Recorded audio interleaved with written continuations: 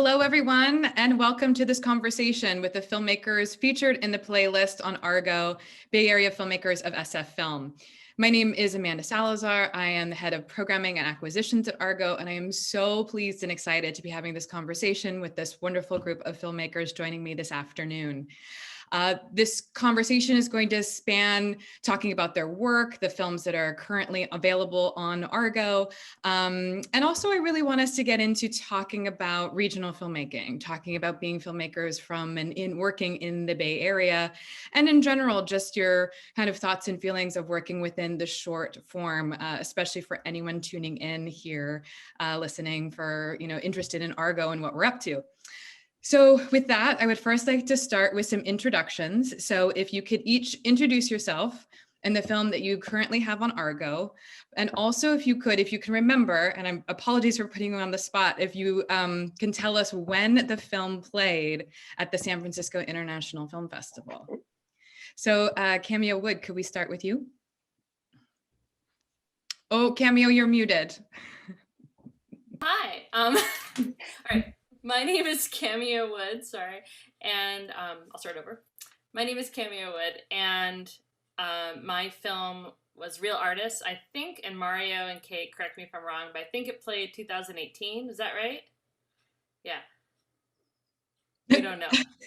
Anyway, we think it's 17, wasn't it? 17?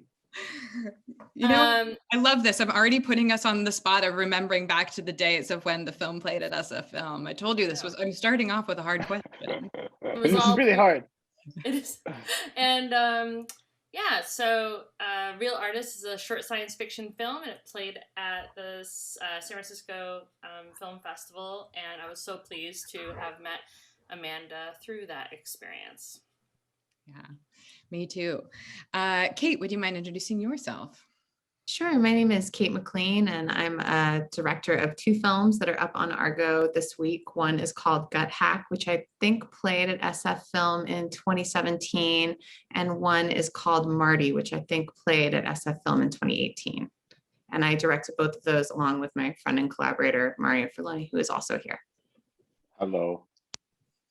You can also introduce yourself, Mario. I'm Mario Filoni, and I made those two films with Kate, and we've been working together for a long time. Hope to be working together for many more years. Yes. And Deanna? Yeah, hi, my name is Diana Sanchez. My film on Argo is Stream, and it was a year ago that my film was at SFFILM and part of the New Visions experimental category. So for all this, I know we're kind of mulling now about the years of when our films played at San Francisco International. But I was hoping if you could actually tell kind of the audiences, hopefully they've seen the work already. And if you haven't, please go check out the playlist where all these films are playing together. But I would love to hear from each of you about, the beginning, the seed, where this film, like the film idea came from, where it all started, so to speak, if you could take us back there. Deanna, how about we start with you? Yeah, the original idea of Stream began, I guess, since the moment my grandmother died, and she had several photographs, family photographs, that dated until, when she did her quinceañera. And she had all these photo albums that my mom had put together a few years back after she had passed away. And I wanted to create this short film of what it is to look through a photo album, especially looking at people you may not know or recognize or never met, or experiences that perhaps my grandmother lived and she never told me about. So that's what the short film is about. And what I wanted to capture was the process of looking at a photo album, and also what it is to preserve someone's memories or preserve the material evidence itself. And if I might expand on this, is kind of keeping this conversational, is, you'd mentioned that the film was in the New Vision section at SFFILM, which tends to be the more experimental section of the program. And could you talk, perhaps given, people that are not familiar with not only that type of work, but can you talk about like the genre or how you approach the film? Because it will be considered perhaps more non-traditional in just say telling that story. Mm-hmm. Yeah, I loved experimental film, and before even experimenting and making my own short films, I loved watching experimental films in the Bay Area. There were several spaces where you can go watch experimental films. So that's how it started, like that. And I think there's a lot of freedom in making an experimental film because it's very intuitive and very abstract.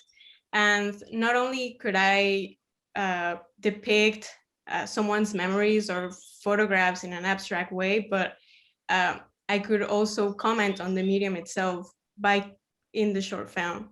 And yeah, so I think I would think of the short film, even though it's only a minute and a half, it's a very short piece, but I like to think there's like two parts of it. The first part being still frames of me capturing and digitizing those photographs of my grandmother. So it's like a stream of photographs being digitized. Mm-hmm. And the second part is just my mom looking at the photo album. And the whole look of the film, it's part digital, part analog. There is a component of watercolor 60mm in green that I wanted to explore by commenting on the idea of preservation and how these material can easily decay if it's abandoned. So like kind of like rotten look to it. Mm-hmm. So there's this component of digital as I was scanning in a scanner the photographs, and the 60mm that's overlaid between all of the film material. Right.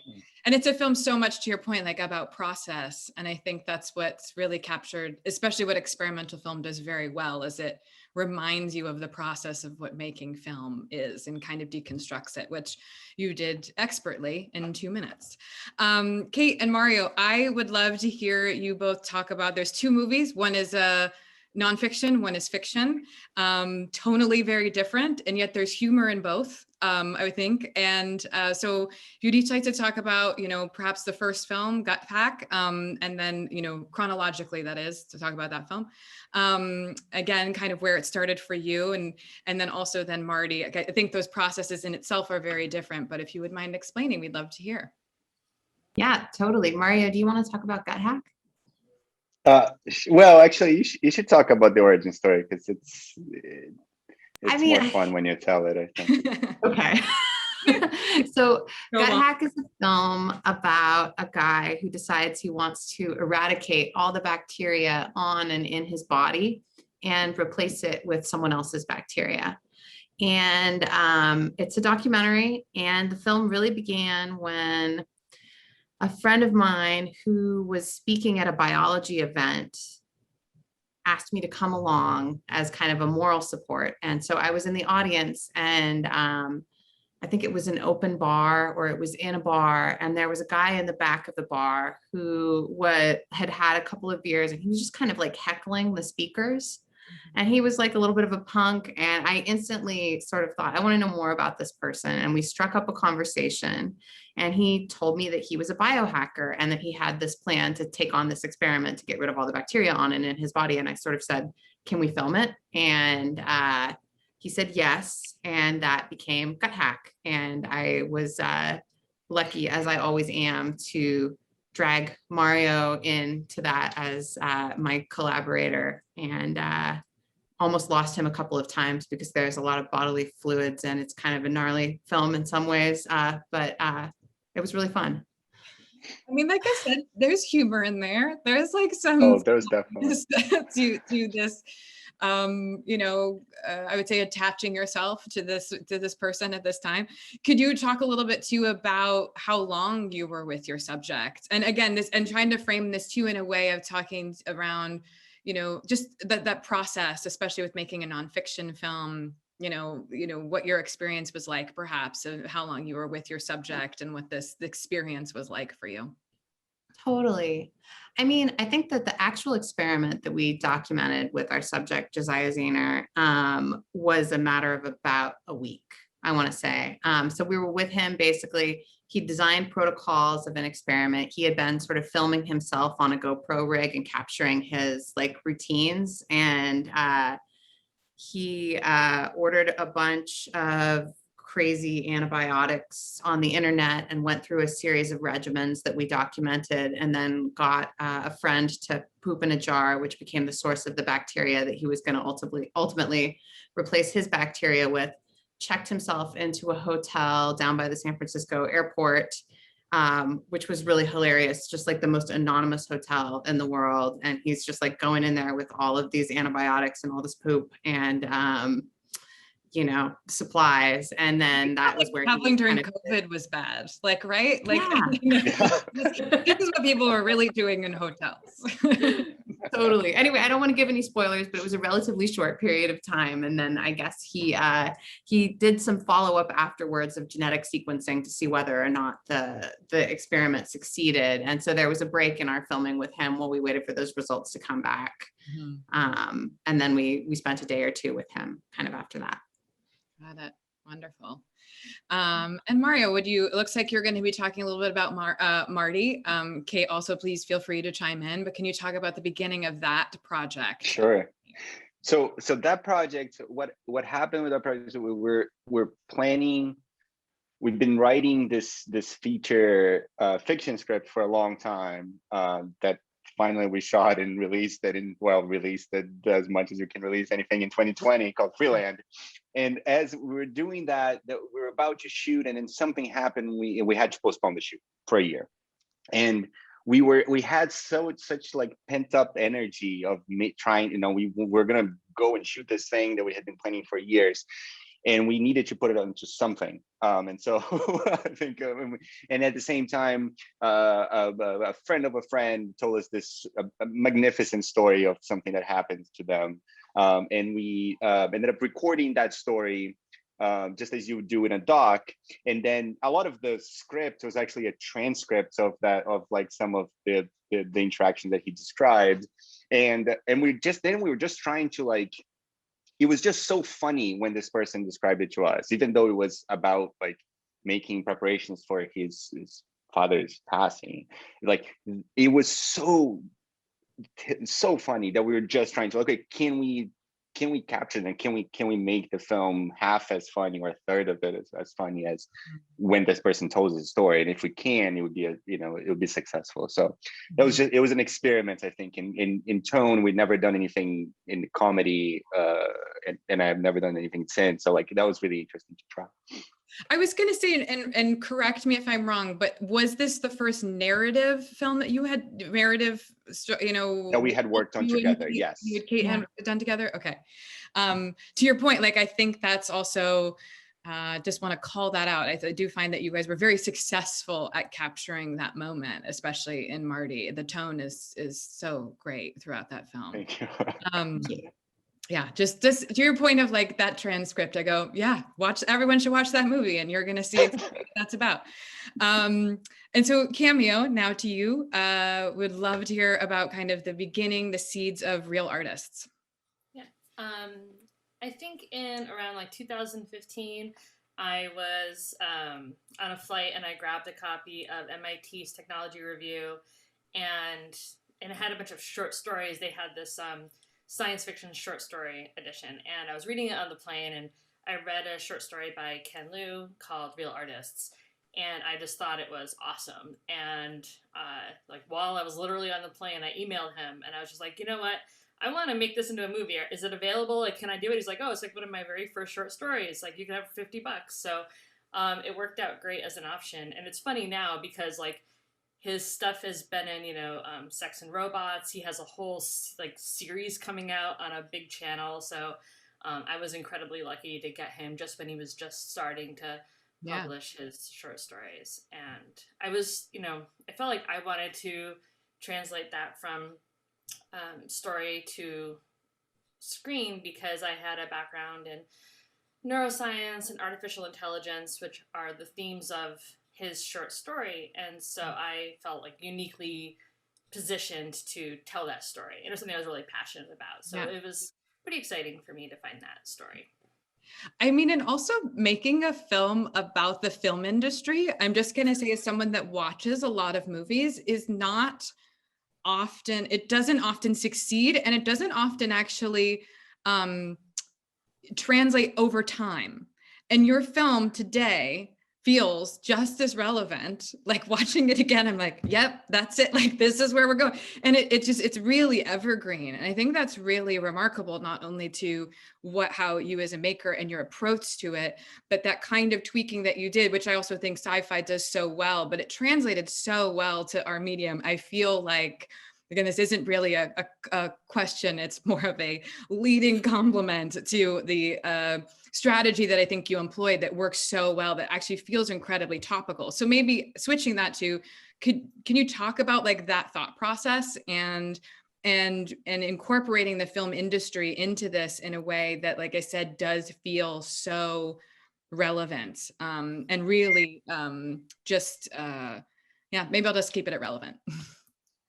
Yeah, I mean, I think my strategy with it was, partially to deconstruct how filmmakers learn how to make films, and using things like Save the Cat, which people complain is very formulaic, but a lot of people are just like, yeah, that's actually has worked really well for lots of people. Like, when you look at George Lucas and Star Wars, I mean, he used Joseph Campbell, and he said, I want to make a movie that hits these notes and has this amount of relevance, and I'm going to tune my script exactly to be this. And then it seems to have worked for him, right? Mm-hmm. So what if you could have an AI that does that? And I think that when I was, the other thing too, as I was thinking about is, I have a friend named Kevin Kelly, and he thinks a lot about the future and technology. And he wrote a book recently called The Technium. And one of the things that he talked about in it was about how, one of the things about artificial intelligence is that when it's new and it's on the horizon, it's dangerous and it's frightening. But then once you have it kind of in your back pocket and it's in your phone, it's now just a thing that you use every day. Like, no one's frightened of their Maps program or, their generated playlist. I mean, that's not terrifying. You're not terrified about, looking at your 401k and looking at all the stock cells, right? You're just like, oh, that's just how my 401k works, or that's just how Spotify works, whatever it is. So thinking about those concepts, I think that the one thing that as human beings we've always been frightened of and we've never been entirely comfortable with is when artificial intelligence is enabled to take on creative roles that we have always felt that are sovereign to humanity. And I think that once AI starts encroaching on that, as humans, we have two choices. We can either say, I'm going to use the AI as a partner or a tool, or I'm going to rebel against it and fight it. Mm-hmm. And, for Kevin Kelly, he sort of feels like the most successful people will be the people who learn how to work with and partner with AI and, help each other fill in the gaps. Mm-hmm. And I sort of felt that way when I was writing Real Artists, that tension of artists and AIs and what that feels like, and that give and take of what it means to be a real artist and how much of who you are and who the AI is can interact. So I like that intersection, that the interstices are where things get interesting. Oh, absolutely. I think we could have a whole panel conversation just listening to you talk about this, because now I'm like, should I be afraid of my Spotify playlist? But this has me actually thinking, and this is where I kind of talked to you about this earlier, but where maybe I'll step back from the like moderator position and want to actually open this up a little bit, which is like each one of you, speaking of that creative, the fear of the creativity being taken away from us, each one of you, and just in your talking about these shorts and however old they might feel to you, but very new on our service, I think about, you each kind of mentioned something like the need to do it, the have to do it, in the literal like seed of inspiration, that feels actually very personal. And I'm just wondering if anyone wanted to kind of jump in to expand on that, like that type of instinct as a filmmaker. And then also, but very specifically to the short form, because I do feel like there's something there around like being able to kind of take risks, or with Marty, like you guys clearly had this creative energy and you just needed to do it.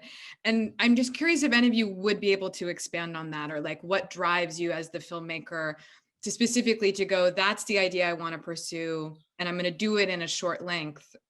And if you want to keep going for me. Anyone want to start? It's a really interesting question. Yeah.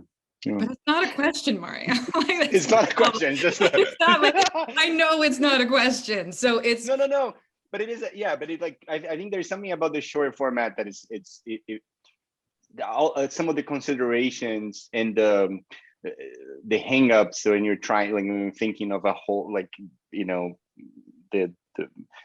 a feature, that they're not there, and then you can just be like, I'm gonna just try this thing. I can get my people to come in for a week, and I can pull the resources to make this happen. I can, and also there isn't like this sort of like, is this marketable necessarily, right? Like it doesn't exist in the same, it's almost like making a film in the heyday of like, Brazilian governments, like, in institutional support of film, like when governments are giving support to films, when you're thinking of a film, not as, how is this does this have a place in the market at all? You can just think of it as like, well, I want to make this thing, and does it seem fun, pure way, I guess. Yeah. And I always think of it as go like, on, Kate. sorry.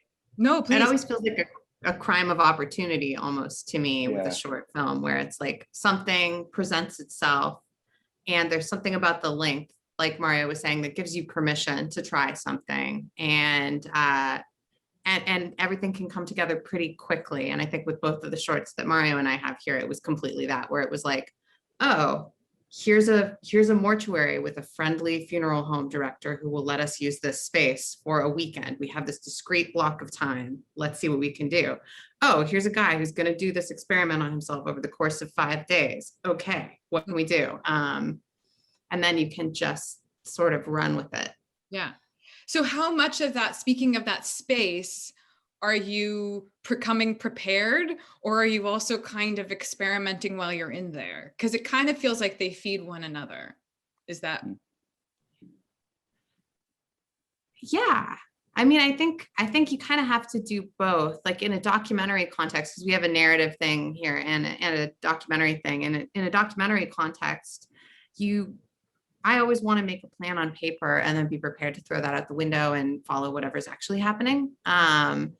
And that was very much what we did in Gut Hack. And then I think with Marty, it was kind of the same thing, where we had a script and we had, something of a plan, but we came into a space that had all of these wonderful, quirky details. And we had these actors who were interesting and were bringing their own ideas to the table about the characters. And, we sort of were ready to incorporate ideas on the fly and see where things went. Yeah. Deanna or Cameo, any thoughts kind of that are coming to you about this, or kind of about the process or that type of inspiration?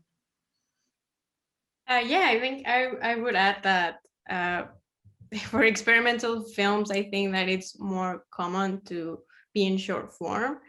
And I think it's because they can be very overwhelming, they can be very sensory. And so I think that having a feature length, which there are a few 40 minutes, 30-minute experimental films, but I think that it also depends on the purpose of the filmmaker, but it's usually short experiments that are happening. And for my film, I started actually digitizing the photographs of my grandmother, and that's how the idea came. I wasn't planning on making a short film about it, but I knew that it could be a sentimental and experience piece, making it into a short film. So Definitely.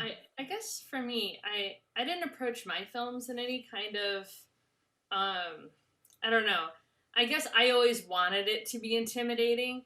So for me, like I wrote and rewrote, and then we did storyboards and I did animatics. But part of the reason why I did it like that is because I was trying to like really do, because I didn't go to film school and I didn't really know much about filmmaking at all. Real Artist was my first film, and so I wanted to pretend like I was making a film like Jurassic Park. So I went and I read like all the makings of like Lord of the Rings and all these things. I'm like, all right, so we're gonna need, storyboards, we're gonna need mock-ups, we're gonna need an animatic, we need like to do table reads, and everyone was like, Cameo, this is like a 12-page short. I mean, no one does that. I'm like, no, but we need to know how to do it if we're gonna do a feature.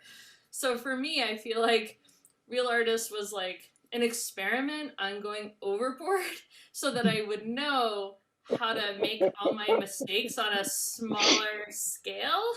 Yeah. Because a 12-minute movie mistake is way cheaper probably than like a 90-minute mistake.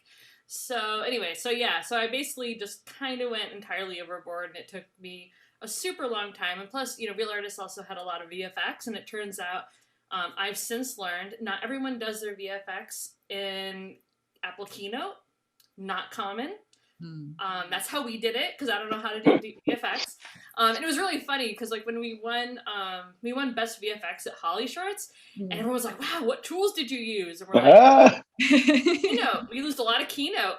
Amazing. Like, what? I'm like, I don't know. I'm really good at Keynote, guys. I don't know. Like, you just gotta use what you have.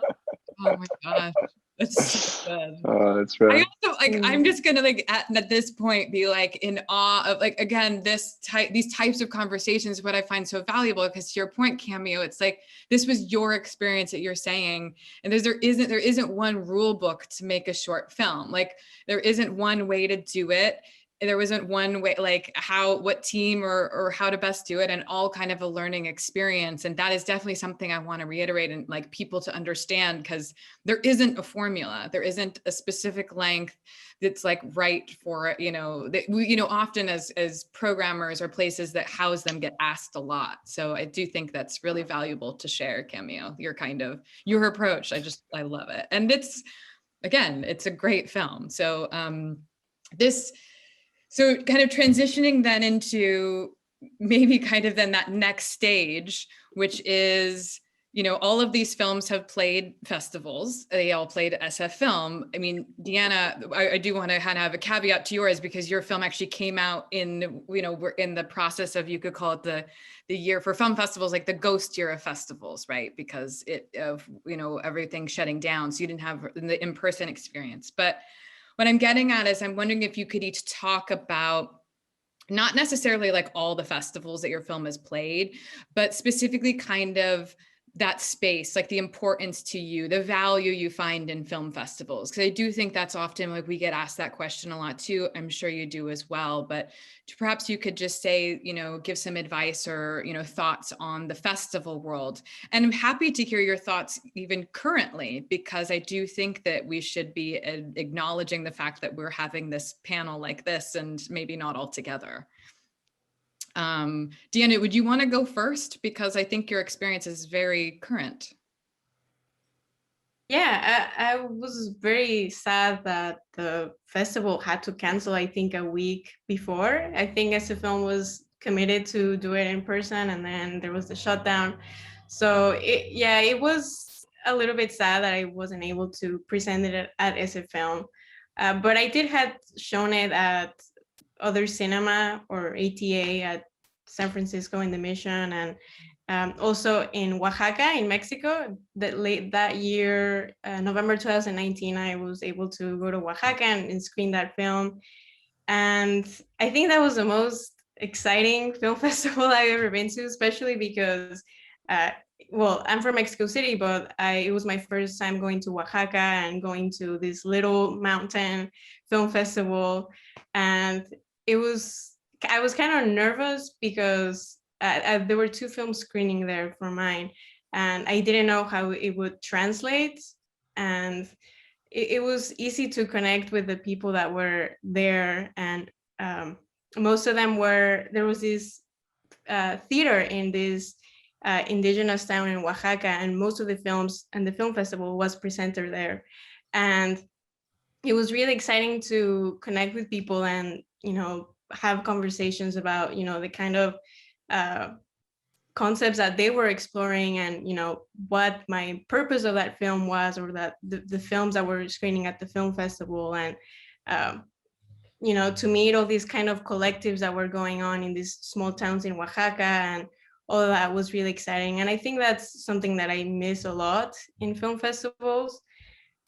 Obviously attending as a viewer, but also, as a filmmaker, I there's always that importance of how people react to it, what people may say to you, and how they receive it, and how they translate it into their own heads. I think that's really interesting. So the value of that, you also then being there in person to see that and witness that, Yeah. is really what festivals can bring. Anyone else want to thought to it? Festivals? I would say that the one good thing about this year was that, we're putting out our feature out this year, and it has been interesting to just to be able to go to so many festivals, right, and do Q&As with so many festivals in a way that we wouldn't be able to do normally, especially if both Kate and I have little kids at home, so very hard to travel as much. And so that actually feels pretty nice. Now everything else is pretty bad, but without presenting it online only, but that part of it is actually really lovely. And I hope that as things go back, and hopefully go back to in-person festival soon, that some of that will translate, not just for us directors, but our main actress in that film, was able to go to be part of the 20 of these Q&As from the comfort of her home in Mexico. So that felt, that's really nice. Yeah. Totally. I also feel like film festivals, especially with shorts, put your work in dialogue with other films, and that's like a total joy. And like Cameo and Mario and I all had that because Real Artists played with Gut Hack, and I think both of those films have kind of some weird sci-fi undercurrents that feel a kinship. And I remember going to that screening and seeing that pairing and seeing some of the other films in our block and thinking like, what a pleasure to have a curator who has an eye for film and story, kind of building these playlists and giving audiences this experience of putting these things together into this kind of like anthology experience that you can then think about, and the different films kind of talk to each other. And I guess like hopefully that kind of an experience is in play with something like an Argo playlist also, where, these blocks of films, come together to say something larger out of like the sum of the parts. Yeah, I mean, that's hopefully what we're doing. I mean, I agree with you. I think that, and coming from someone that comes from festival programming that really cares about that type of dialogue, is reacting to that and knowing that we're doing it though in the online space. So seeing you guys offering up your time and space here too is an opportunity for our audience to get to know the filmmaker behind it, where they might have not seen your film on the festival circuit years ago, but they can still connect with you. And so I agree. I think there's a lot of, value to the curation side, but I guess I kind of have to agree. That's my job. I also love it. But anyway, Cameo, your thoughts. I know Real Artists play and continues to play and has like a real like robust life, I would say, in the festival world, had a robust life and continues to in the festival world. And so just curious again, as that first short for you and kind of this, what you were talking about in the making of it, the importance of film festivals for you. Yeah, when I did Real Artists, I didn't know too many other filmmakers who had shorts in the festival circuit. And I made, and I don't do it, I did, but I was like, I'm going to be in 100 film festivals. That's what I thought I was going to do. And that was going to be like a really good idea. And it wasn't, and not because it wasn't fun, but because it kind of stretches you thin, and it makes it harder to make your next film. And I think it's better just to choose really great ones. And I think that, a little bit of advice that I would recommend to people is to, if you have a film that you're doing, or even a film that you really liked and you want to know what film festivals you might be interested in, look at an indie film you liked, whether it's a short or a feature, and see who played it, and see who continued to love that filmmaker and fostered them through their next films. And those are the film festivals that, you know, you might want to look at and see what else they're offering, what else they're finding. And as a filmmaker, you know, I love Jennifer Fang's Advantageous short, and I loved her feature, and I wanted to, and I sort of looked to see what she had done, you know, with her film, and I sort of tried to mimic her experiences. And so, so that was, I feel like that was probably the smartest thing I did. But also in terms of the festival experience, I think that meeting other filmmakers for me has always been, you know, the highlight. And as we've mentioned, just like having that, you know, drink of kind of giddy elation with, you know, Kate and Mario and some of the other filmmakers was just absolutely delightful. And, you know, really so I went to about 120 film festivals, I think, in 2017 and 2018. It was way too many. Don't do it.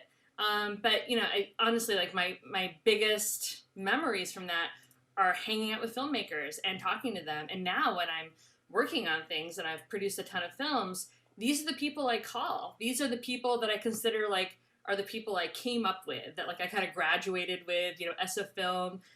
And it was 2017. Kate was totally right. So like this is like my class of 2017, you know, cohort, and always looking at what they're doing and, you know, being so proud to have met them and been part of that team. Yeah, and I think and it's more emotional than you might have originally. Like when I went into it, I did not think that that was going to be what happened at the end. But when I was reading Mario's bio, I was so filled with emotion because when I was doing Real Artists, I had a person doing my sound design rather. And then later on, Mario worked with him on his film, and now it's up to be nominated for an Oscar. And I feel like, and that's Jim Lebrecht, and he's, you know, definitely someone who's really important to the Bay Area filmmaking family. And yeah, and I think that now it's just building this further connection of, wow, these are my friends, these are my coworkers, this is my cohort. I mean, that's what fills me with joy about my Bay Area filmmaking family more than anything else. That's so true. It's Cameo, you're providing me like the perfect segue to talk about Bay Area filmmaking. Like you've just made my job so easy, because that to me, like, right, like taking that external approach, I really do want to bring this back to talk about, you know, the importance of fostering that community where you are. And that can be anywhere. It just happens to be the filmmaking community in the Bay Area, and wanting to put a playlist together at Argo around spotlighting the Bay Area is that wealth of talent and different. It's not just about talent and creativity and compassion, but there's something here too, where you guys are all working within different mediums and they can all come together and all kind of help each, you know, you're all working on each other's projects. So without kind of leading even more into this, but could you each talk about, it can be as broad as posing the question, like, what does the Bay Area mean to you as a filmmaker, if you want to start there? But I would love to just hear like kind of what comes to mind when you think of being a filmmaker in the Bay Area. Who wants to start? Deanna, go for it. I would say that I think when I moved here to the Bay Area, I realized that when I found out that it had such a rich experimental history, I realized like, okay, that's why I came here, because I had to find the experimental films, and that's what I need to make. So I think that at least for me, knowing more the experimental side of it, I think the Bay Area is so lucky to have spaces and organizations that advocate for experimental film and experimental exhibition and archiving, you know, like Canyon Cinema, San Francisco Cinematheque, and Other Cinema with Craig Baldwin. I think those were the spaces that I frequented when I was trying to explore more things. And I came into those spaces, and there's a lot of people that welcomed you, that talked to you, that show you and taught me and redirected me to things. And San Francisco Cinematheque, that is run by Steve Polta right now, the director, I started an internship there, and I would go to the shows for free. And it was just an education on experimental film that wasn't taught at school at San Francisco State. But then once I started to dig in and know more, then there was also at San Francisco State University history of experimental film. So it was just, I think there is a rich history of experimental film in the Bay Area, and I was very lucky to have spaces that were educating me and that were inspiring me as well. Mm-hmm. And then influencing, of course, obviously it sounds like your future work, as you are now an experimental filmmaker in the Bay Area, and you're adding to the next generation of filmmakers coming up. Thank you. Anyone else? The Bay Area, what it means to you as a filmmaker? Don't be shy, you guys. Don't make me call on you. Mario, you go first. Well, I was just trying to think. I mean, I can't. I definitely. I feel like Bay Area is my sort of like adopted home, and Mm-hmm. And that's where I became a filmmaker, and so that's my point of reference and will always be. And it has, it has this rich tradition for both in experimental and fiction and in documentary, and it has these like robust organizations that that like ground our work here, and I think it's my community. I don't know how else to put it. I feel like it's my people. Like Cameo was saying, it's like this is the crew, and we collaborate so much. There's so much cross pollination, I guess, of ideas and projects that it's really special. I feel really lucky to be here and to have come up as a filmmaker here. Yeah. It's also very welcoming. I mean, to your point, like I also would encourage, to your point of you starting your filmmaking there, is at least my experience has been that, anyone perhaps even listening of like even thinking of joining, that like there are people that will respond. Like Diana was saying, it was just like you'll find people that will kind of want to help in the area, which can be a little overwhelming, I think, in a lot of places of film hubs that can often feel like you have to know someone and to get in the door. Yeah. Anyone else? Cameo, would you like to expand on your thought before? I do think that one of the things that's incredibly cool about the Bay Area community is that I feel like there's these interesting levels of film going on. We have people who do like Facebook commercials and Google commercials. There's a lot of industry there. There's a lot of equipment there, but they tend to work 9 to 5. And so one of the things that I experience in making Real Artists is that we would have crews that were working on these like big tech commercials, and we made our film like over a weekend. So they were able to like basically give up their weekend to us, but then sort of bring their awesome gear from their work set to our set.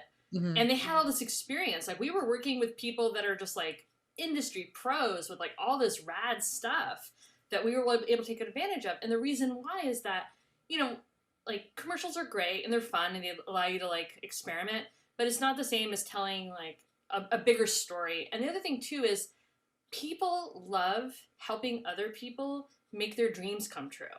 I mean, it really makes you feel great. And so if you say to someone like, hey, I know you have a wife and kids and this whole other life, but can you give up your weekend and help me make my dream come true?